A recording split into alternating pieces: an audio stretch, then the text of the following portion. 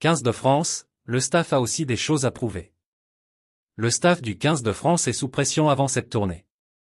Car ni les résultats ni le contenu n'ont jusqu'à présent été à la hauteur de l'attente. Le millésime 2024 sera-t-il le moins bon de l'ère Galtier? Depuis le début de la décennie et la prise de fonction de l'ancien demi de mêlée, les Bleus affichent des bilans annuels largement positifs, 78% de victoires en 2020, 64% en 2021, 100% en 2022, 79% en 2023. Sur cette année, le 15 de France affiche pour l'heure un petit 57% de succès avec 4 rencontres remportées, 1 nul et 2 revers. Si les chiffres ne disent pas tout, il n'en reste pas moins des marqueurs fiables et évocateurs de la réussite d'un système. À cet égard, la tournée de novembre fera office de révélateur pour le staff, dépositaire de la performance, qui aura pour mission première de faire grimper en flèche ce bilan. Par la même occasion, il lui faudra donner au collectif les moyens de progresser sur un plan purement rugbystique.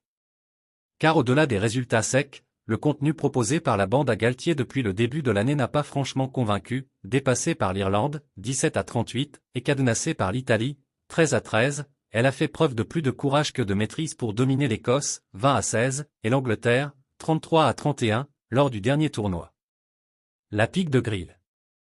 Les copies plus convaincantes rendues au pays de Galles, 45-24, et contre l'Argentine à Mendoza, 28-13, source d'espoir et d'enseignement, ne suffisent pas à enjoliver l'impression générale d'une équipe moins reluisante, moins maître de son sujet. Face au Japon et encore plus à la Nouvelle-Zélande et à l'Argentine, on est en droit d'attendre du 15 de France qu'il retrouve de la maîtrise tactique, du flair et une défense plus en adéquation avec ses ambitions. Tout ce qui avait laissé penser qu'il était en mesure de devenir champion du monde. L'enjeu est de taille pour les techniciens aux manettes. Il dépasse même les limites du terrain. Cette tournée survient après celle de l'été au terme de laquelle la responsabilité de l'encadrement a été plus ou moins directement évoquée dans les affaires argentines.